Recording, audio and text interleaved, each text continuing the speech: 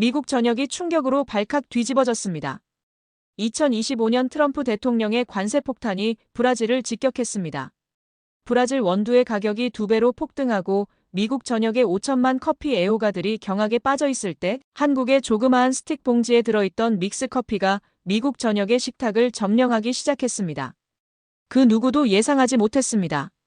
이 조그만 봉지가 이토록 큰 파급력을 몰고 올 거라는 걸요. 이 달콤하고도 향기로운 커피는 몇십 년간 원두 커피를 우유에 부어 먹던 미국 시장에서 탄탄한 매니아층을 형성하고 있습니다. 미국을 넘어 전 세계의 커피 문화를 뒤흔든 커피 믹스의 이야기, 지금 시작합니다. 그 전에 잠깐 1초만 투자해서 구독, 좋아요 버튼을 꾹 눌러주시면 영상 제작에 큰 힘이 됩니다. 지금 바로 시작하겠습니다. 저는 엘리자베스 로웰입니다. 조지타운 대학교에서 국제무역을 가르치고 있고 미국 국무부 무역정책 자문위원으로 일하고 있어요. 하버드에서 경제학 박사 학위를 받았고 특히 남미 경제와 원자재 시장이 제 전문 분야죠. 2025년 3월, 저는 브라질 커피에 50% 관세를 부과하자는 정책을 적극 지지했습니다. 20년간 연구해온 브라질 커피 시장을 누구보다 잘 알고 있었거든요. 브라질은 세계 최대 커피 생산국이고 미국은 최대 소비국이었어요. 이 관세는 분명히 미국 우선주의의 완벽한 승리가 될 거라고 확신했죠. 그날 오후 국무부 회의실에서 정책 브리핑을 진행했습니다. 브라질에 대한 압박이 필요한 시점입니다. 관세 부과로 그들의 무역 의존도를 줄이고 미국의 협상력을 높일 수 있어요. 참석자들이 고개를 끄덕였죠. 저는 뿌듯했습니다. 집에 돌아와서 남편 마이클에게 자랑스럽게 말했어요. 오늘 정말 완벽한 정책을 제안했어. 브라질이 얼마나 당황할지 벌써 기대돼. 마이클은 커피잔을 들고 있으면서 걱정스러운 표정을 지었지만 저는 신경 쓰지 않았습니다. 다음 날 아침 평소대로 브라질 세라도 원두로 커피를 내렸어요. 향긋한 향이 부엌을 가득 채웠죠. 이것이야말로 진정한 커피라고 생각하며 첫 모금을 마셨습니다. 쌉쌀하면서도 부드러운 맛이 입안에 퍼졌어요. 세상에 이보다 완벽한 커피는 없다고 믿었거든요. 하지만 정책 발표 후 일주일이 지나면서 상황이 이상해지기 시작했습니다. 브라질 커피 가격이 예상보다 훨씬 빠르게 폭등했어요. 50% 관세 때문에 수입업체들이 급히 재고를 처리하려 했고 소비자들은 패닉 바이잉에 나섰죠. 마트에서 제가 늘 사던 브라질 원두를 찾을 수 없었습니다. 점원에게 물어보니 이번 주부터 들어오지 않고 있어요. 언제 다시 들어올지 모르겠다는 답만 돌아왔어요. 저는 당황했습니다. 이런 상황까지는 예상하지 못했거든요. 집에서 마지막 남은 원두로 커피를 내리면서 생각에 잠겼습니다. 정책은 분명 옳았는데 왜 이런 부작용이 생긴 걸까요? 하지만 저는 여전히 확신했어요. 잠시 혼란이 있을 뿐, 곧 시장이 안정될 거라고 말이죠. 그런데 그날 오후 대학에서 이상한 광경을 목격했습니다. 학생들이 작은 봉지에서 뭔가를 꺼내 뜨거운 물에 타 마시고 있었어요. 달콤한 향이 복도에 퍼져 있었죠. 궁금해서 가까이 가보니 그것은 한국산 믹스커피였습니다. 인스턴트 커피요? 그런 게 어떻게 커피가 될 수 있어요? 저는 속으로 중얼거렸어요. 하지만 학생들의 얼굴에는 만족스러운 표정이 가득했습니다. 뭔가 이상했어요. 제가 아는 커피 세계와는 완전히 다른 일이 벌어지고 있었거든요. 며칠 후, 더 이상한 일들이 연속으로 벌어졌습니다. 대학 교수 라운지에서 동료 교수들이 하나둘씩 작은 봉지들을 꺼내 커피를 타 마시고 있었어요. 윌슨 마르코스 교수도 그중 한 명이었죠. 그는 브라질 출신이라 저보다도 더 브라질 커피를 사랑하는 사람이었거든요. 윌슨, 당신까지 그런 걸 마시는 거예요? 저는 놀라서 물었습니다. 윌슨은 웃으면서 대답했어요. 엘리자베스, 이거 생각보다 괜찮아. 달콤하고 부드러워. 요즘 브라질 원두 구하기 어려워서 시도해봤는데 나쁘지 않더라고. 저는 고개를 저었어요. 원두 커피를 그런 인스턴트로 대체할 수는 없죠. 커피의 본질을 잃는 거예요. 하지만 윌슨은 계속 그 믹스커피를 마시며 만족스러워했습니다. 학과 사무실에서도 마찬가지였어요. 제 조교인 수잔 박이 책상에서 한국 믹스커피를 마시고 있었거든요. 수잔은 한국계 미국인이지만 평소에는 스타벅스만 마시던 아이였는데 말이죠. 수잔, 너도 그런 걸 마시니? 저는 의아해했습니다. 수잔이 환하게 웃으며 대답했어요. 교수님, 정말 맛있어요. 집에서 부모님이 보내주셨는데 한번 마셔보세요. 편견 버리시고요. 아니야, 그건 커피가 아니라 설탕물이야. 저는 단호하게 거절했습니다. 수잔은 아쉬워하면서도 이해한다는 표정을 지었어요. 점심시간에 캠퍼스 카페테리아에 가보니 더 충격적인 광경이 펼쳐져 있었습니다. 한 구석에 한국 믹스커피 코너가 생겨 있었고 학생들이 줄을 서서 기다리고 있었어요. 가격도 일반 원두커피보다 훨씬 저렴했죠. 뿐만 아니라 편의점에서도 한국 제품들이 눈에 띄게 늘어나고 있었습니다. 불닭볶음면, 화장품, 그리고 각종 믹스커피들이 진열되어 있었어요. 계산대 앞에는 신라면이 쌓여 있었고 젊은 고객들이 하나씩 집어가고 있었죠. 저는 혼란스러웠습니다. 분명 브라질 커피에 관세를 매겨서 시장을 통제한다고 했는데 왜 한국 제품들이 이렇게 인기를 끌고 있는 거죠? 한국 믹스커피는 관세 대상도 아니었거든요. 집에 돌아와서 마이클에게 하루 있었던 일들을 털어놓았습니다. 정말 이상해. 사람들이 갑자기 한국 인스턴트 커피에 빠져들고 있어. 이해할 수가 없어. 마이클은 신문을 보면서 대답했어요. 당연한 거 아냐? 브라질 커피가 비싸지고 구하기 어려워지니까 대안을 찾는 거지. 시장 경제의 기본 원리야. 그의 말이 논리적이긴 했지만 저는 받아들이기 어려웠어요. 하지만 그건 진짜 커피가 아니라고. 인스턴트는 커피가 아니야. 저는 고집을 부렸습니다. 마이클은 웃으며 말했어요. 한번 마셔보지도 않고 어떻게 판단해? 편견이 너무 심한 거 아냐? 다음 날 아침, 마지막 브라질 원두로 커피를 내렸습니다. 이제 정말 떨어져 가고 있었어요. 향은 여전히 좋았지만 뭔가 불안한 기분이 들었죠. 시장에서 완전히 사라지는 건 아닐까 하는 걱정이 엄습했거든요.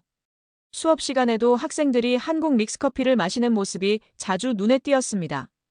달콤한 향이 강의실을 채웠고 학생들은 그 커피를 마시며 집중해서 수업을 들었어요. 아이러니하게도 수업 분위기는 오히려 더 좋아진 것 같았죠. 저는 점점 더 고립되어 가고 있었습니다. 모든 사람들이 새로운 흐름에 적응하고 있는데 저만 과거에 머물러 있는 것 같았어요. 일주일 더 지나면서 상황은 더욱 심각해졌습니다. 뉴욕타임스에서 커피 대란을 다룬 기사가 일면에 실렸고 CNN에서는 한국 믹스커피 열풍 특집을 방송했어요. 저는 학자로서 이 현상을 더 이상 무시할 수 없다고 생각했습니다. 학문적 호기심으로 한국의 믹스커피 산업을 연구해보겠다고 마이클에게 선언했어요. 마이클은 의미심장한 미소를 지으며 드디어 편견을 버릴 준비가 된 건가? 라고 물었죠. 저는 뾰루퉁한 표정으로 연구일 뿐이야 라고 대답했습니다. 3월 말 인천공항행 비행기에 몸을 맡겼습니다. 14시간의 긴 비행이었지만 기내에서도 한국 관련 자료들을 정리하며 시간을 보냈어요. 동서식품, 네슬레 코리아, 맥심 등 한국 믹스커피 브랜드들에 대한 정보를 수집했죠. 인천공항에 도착했을 때 받은 첫 인상은 충격 그 자체였습니다. 공항이 이렇게 깨끗하고 효율적일 수 있구나 싶었어요. 뉴욕의 JFK 공항과는 비교가 안 될 정도로 정돈되어 있었거든요. 입국 심사도 빠르고 친절했고 짐 찾는 곳도 체계적으로 운영되고 있었어요. 공항철도를 타고 서울로 향하면서 더욱 놀랐습니다. 열차가 정시에 출발했고 내부는 조용하고 깨끗했어요. 승객들도 질서정연하게 행동하고 있었죠. 차창 밖으로 보이는 풍경도 인상적이었습니다. 고층 빌딩들이 체계적으로 배치되어 있고 도로도 잘 정비되어 있었어요. 지하철로 갈아타면서 또 한 번 감탄했습니다. 노선도가 영어로도 완벽하게 번역되어 있었고 안내방송도 정확했어요. 뉴욕 지하철의 지저분함과는 정반대였죠. 사람들은 스마트폰을 보며 조용히 이동하고 있었고 역 내부는 상점들로 가득했어요. 호텔에 도착해서 체크인을 하는데 직원의 영어 실력이 놀라울 정도로 유창했습니다. 교수님, 연구 목적으로 오셨다고 들었는데 혹시 도움이 필요하시면 언제든 말씀해 주세요. 서비스 수준이 예상보다 훨씬 높았어요. 방에 들어가서 창문을 열어보니 한강이 보였습니다. 강 양쪽으로 반짝이는 빌딩들이 늘어서 있고 다리들이 아름답게 연결되어 있었어요. 밤이 되자 네온 사인들이 화려하게 빛났죠. 이런 도시가 어떻게 믹스커피를 세계로 수출할 수 있는 건지 궁금해지기 시작했습니다. 첫날 저녁 호텔 근처 편의점에 가봤어요. 믹스커피 코너가 따로 있을 정도로 종류가 다양했습니다. 맥심, 카누, 레스비, 동서식품 등 브랜드만 해도 수십 개였어요. 각각 다른 맛과 특징을 내세우고 있었죠. 편의점 직원에게 어떤 게 가장 인기 있나요? 라고 물어봤더니 유창한 영어로 대답해 주었어요. 요즘은 카누 아메리카노가 인기 있어요. 원두 맛이 진해서 외국인 분들도 좋아하시더라고요. 저는 몇 개를 사서 호텔로 돌아갔습니다. 호텔방에서 처음으로 한국 믹스커피를 마셔봤어요. 뜨거운 물을 부으니 향긋한 냄새가 올라왔습니다. 첫 모금을 마시는 순간 예상과 달랐어요. 달콤하긴 했지만 커피 맛도 분명히 있었거든요. 브라질 원두와는 다른 매력이었죠. 그날 밤 침대에 누워서 생각에 잠겼습니다. 한국이라는 나라가 제가 알던 것과는 완전히 달랐어요.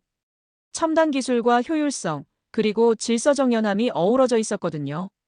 이런 나라에서 나온 제품이라면 뭔가 특별한 비밀이 있을 것 같았습니다. 다음 날 오전, 드디어 동서식품 본사를 방문했습니다. 강서구에 위치한 현대적인 건물이었어요. 로비에 들어서니 동서식품의 역사와 제품들이 전시되어 있었습니다. 1968년 설립 이후 50년 이상 믹스커피를 연구해온 회사라는 설명이 인상적이었어요. 박현우 해외 마케팅 본부장이 직접 나와서 맞이해 주었습니다. 40대 중반의 단정한 모습에 유창한 영어를 구사하는 분이었어요. 로웰 교수님, 멀리서 오시느라 고생하셨습니다. 저희 회사에 관심을 가져주셔서 감사해요. 연구소로 향하는 길에 박 본부장이 설명해 주었습니다. 교수님께서 브라질 커피 전문가라고 들었어요. 저희도 남미 원두를 많이 사용하고 있거든요. 하지만 저희 방식은 좀 다를 겁니다. 연구소에 들어서자 깨끗한 실험실들이 눈에 들어왔습니다. 흰 가운을 입은 연구원들이 각종 장비들을 이용해 실험하고 있었어요.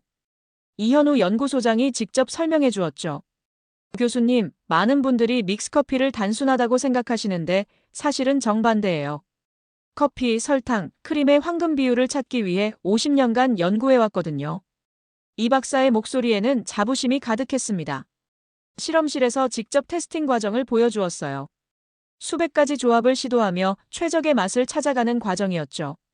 온도, 습도, 보관 조건까지 모든 변수를 고려해야 합니다. 어디서 마셔도 똑같은 맛이 나와야 하거든요. 저는 놀라움을 감출 수 없었습니다. 일관성이 이렇게 중요한 요소인 줄 몰랐어요. 이 박사가 웃으며 대답했어요. 브라질 원두는 훌륭하지만 매번 미묘하게 달라요. 하지만 저희 제품은 언제나 같은 맛을 보장해야 하죠. 그게 소비자에 대한 약속이에요. 생산 라인도 구경했습니다. 하루에 500만 개씩 생산되고 있었어요. 자동화된 시설에서 정확한 분량으로 포장되고 있었죠. 최근 미국 수출이 180% 급증했습니다. 브라질 커피 관세 이후로 더욱 늘어났어요. 박 본부장의 설명이었습니다. 점심시간에 직원 식당에서 함께 식사를 했어요. 놀랍게도 식당에서도 믹스커피가 제공되고 있었습니다. 저희 직원들도 하루에 몇 잔씩 마셔요. 자신들이 만든 제품에 대한 자부심이죠. 박 본부장이 자랑스럽게 말했어요. 오후에는 마케팅 전략에 대해 들었습니다. 저희는 소비자 데이터를 AI로 분석해서 지역별 취향에 맞춰 제품을 개발해요. 미국인들은 좀 더 진한 맛을 선호한다는 걸 발견했거든요. 첨단 기술을 활용한 맞춤형 전략이었어요. 가장 인상 깊었던 건 맛의 철학에 대한 이야기였습니다. 브라질 원두의 복잡한 향은 분명 훌륭해요. 하지만 저희가 추구하는 건 편의성과 일관성입니다. 바쁜 현대인들이 언제 어디서나 마실 수 있는 커피, 그것도 커피의 한 철학이라고 생각해요. 연구소를 나오면서 저는 많은 생각에 잠겼습니다. 지금까지 제가 고집해온 진짜 커피의 기준이 너무 좁았던 건 아닐까요? 편의성도 하나의 가치이고 일관성도 소비자가 원하는 중요한 요소라는 걸 깨달았어요. 저녁에 호텔로 돌아와서 오늘 받은 샘플들을 하나씩 마셔봤습니다. 각각 조금씩 다른 특징이 있었어요. 어떤 건 더 달콤하고 어떤 건 커피 맛이 더 진했죠. 하지만 모두 일정한 품질을 유지하고 있었습니다. 그날 밤 마이클에게 전화를 걸었어요. 오늘 정말 놀라운 걸 봤어. 한국 믹스커피에 대해 완전히 잘못 생각하고 있었던 것 같아. 마이클은 웃으며 대답했어요. 드디어 마음을 열기 시작했구나. 다음 날은 네슬레 코리아를 방문했습니다. 중구에 위치한 오피스는 글로벌 기업답게 세련되어 있었어요. 이준호 마케팅 디렉터가 맞이해 주었는데 스위스 본사에서 근무했던 경험이 있는 분이었습니다. 로웰 교수님, 네슬레도 한국에서 많은 걸 배우고 있어요. 글로벌 제품을 로컬 시장에 맞게 조정하는 게 얼마나 중요한지 깨달았거든요. 이 디렉터의 첫말이었습니다.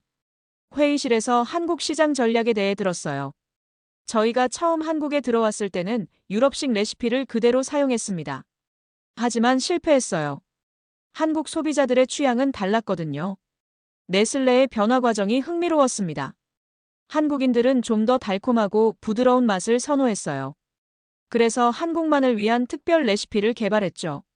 지금 저희 카누 제품이 그런 결과물이에요.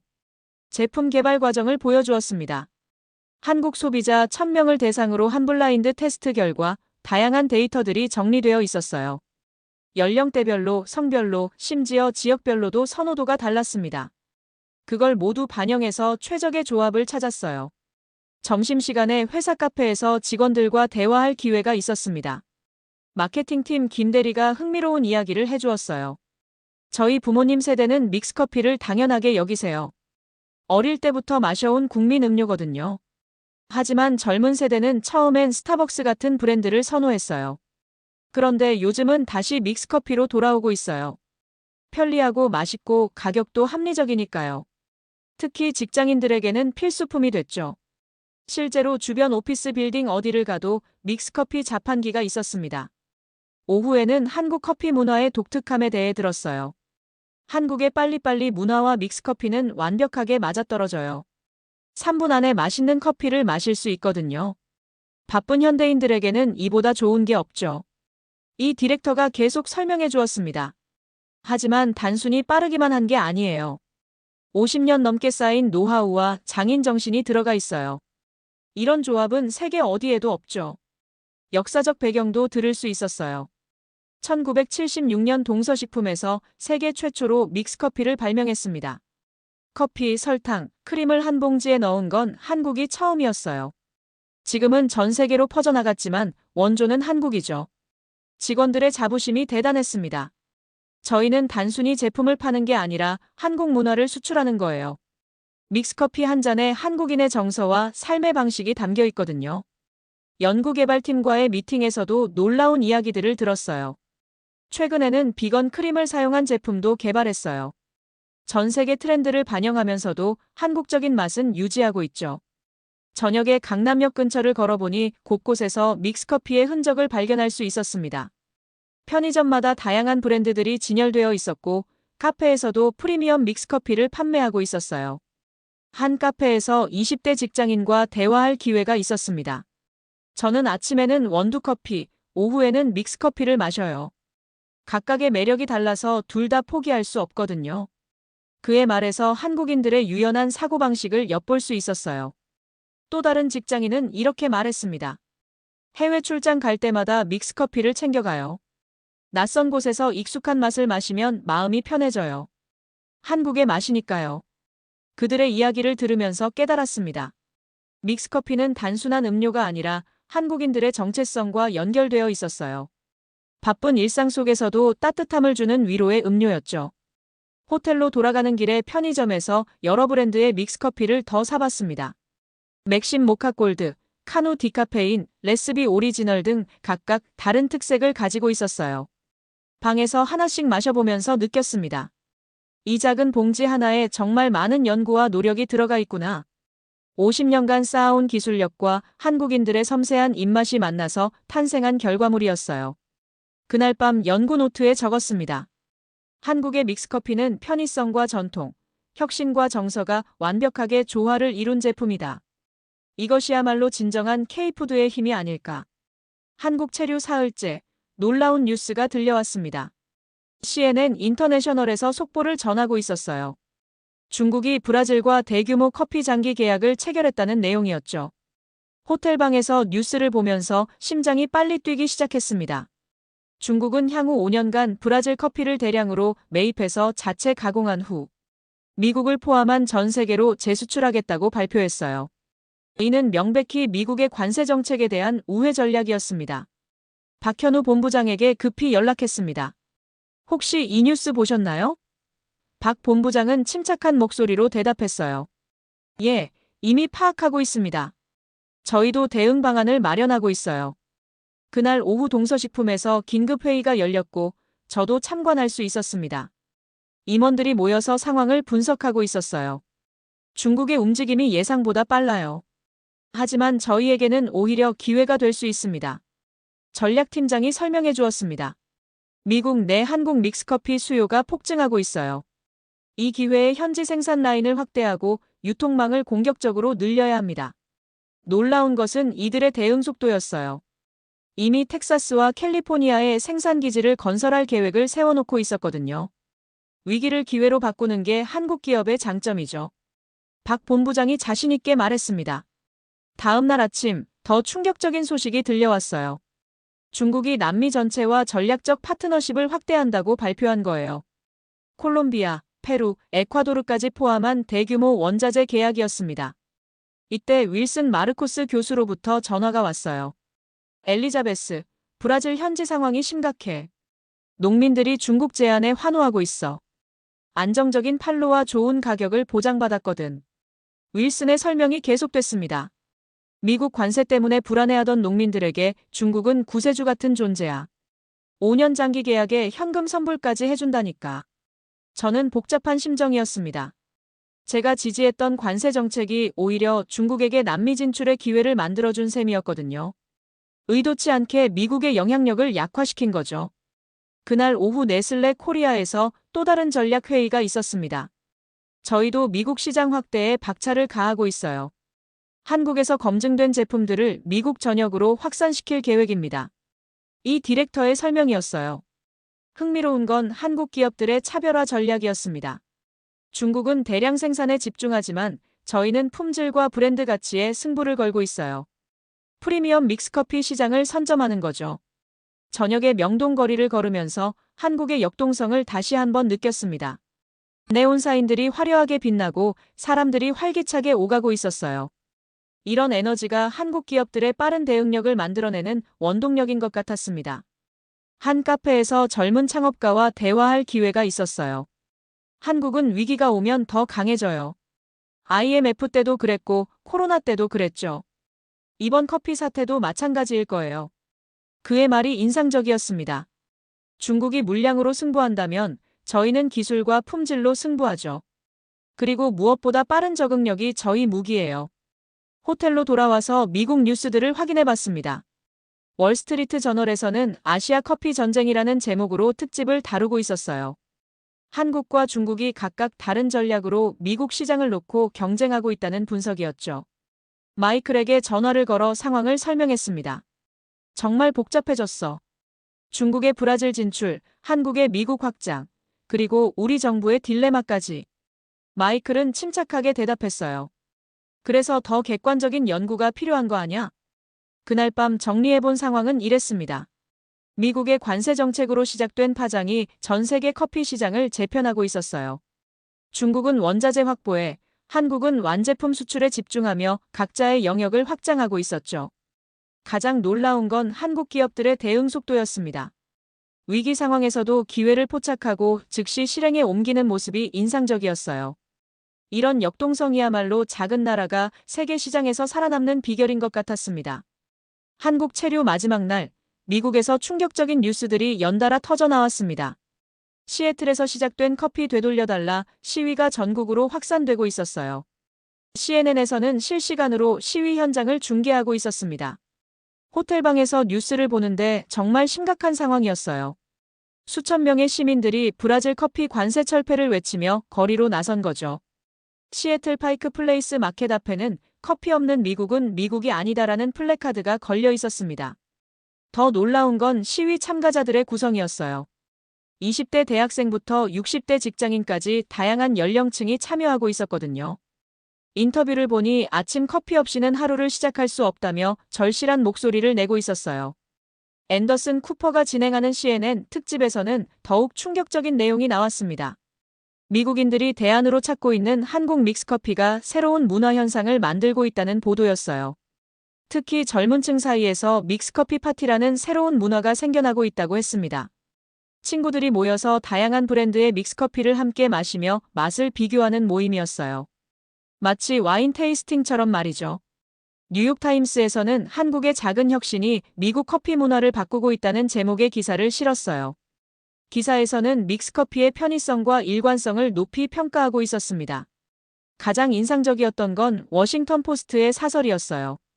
관세 정책의 부작용으로 중국에게는 남미를, 한국에게는 우리 시장을 내준 꼴이라고 신랄하게 비판하고 있었거든요.